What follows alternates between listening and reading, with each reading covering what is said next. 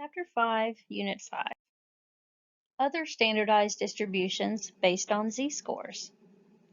Always transform to z-scores first before transforming to any other kind of distribution. Then you would transform from z-scores into a new distribution. Examples: SAT scores have a mean of 500 with a standard deviation of 100. IQ scores have a mean of 100 with a standard deviation of 15.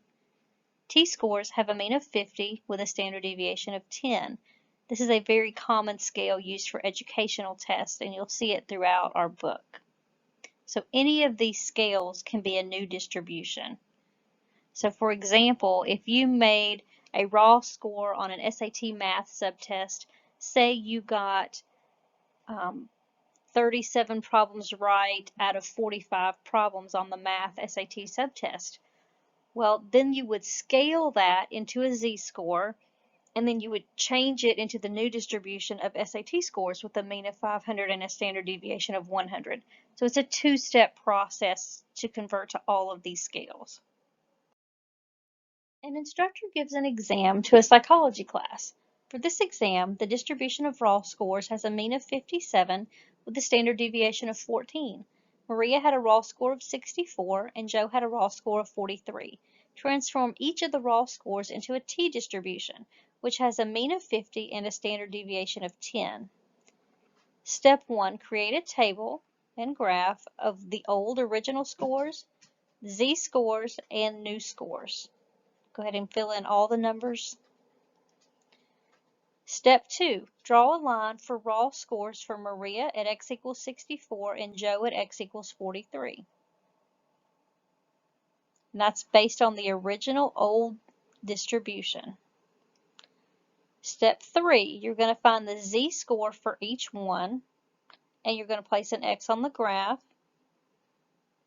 So to find the z-score, remember, use the equation x minus mean over standard deviation. So for Maria, the z-score is 0.50, and for Joe, the z-score is -1, and this matches what we have in our graph for the original distribution. For the next step, we're going to find the t-score for each. You're going to treat t as a new x score, so you're going to use the x equation, which is equal to mean plus z times the standard deviation. So you're going to say t is equal to 50 plus z times 10. Put in Maria's z-score of 0.50 into that equation, and you get a t equal 55. Put Joe's z-score of -1 into that equation, and you get t equal to 40. And then you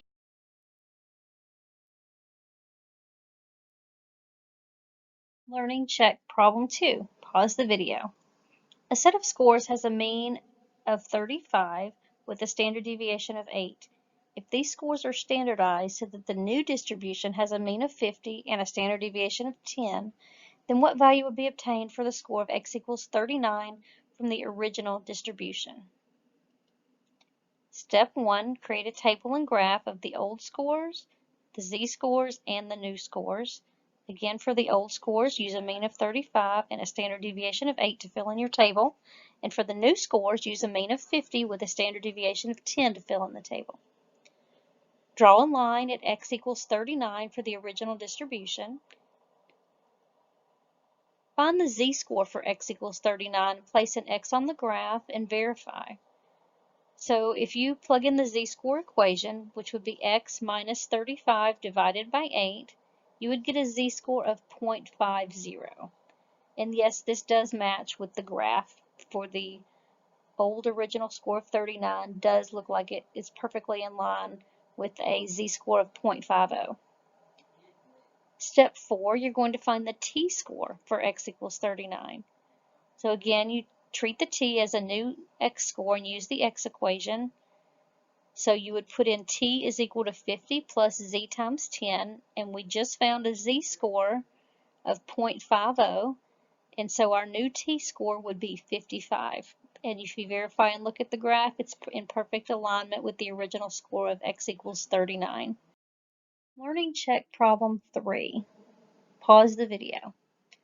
So using z-scores, a sample with a mean of 37 and standard deviation of 6 is standardized so that the new mean is m equals 30 and standard deviation equals 10. How does an individual's z-score in the new distribution compare with his or her z-score in the original sample? Well, z-scores are z-scores no matter what the distribution is. They're always the same.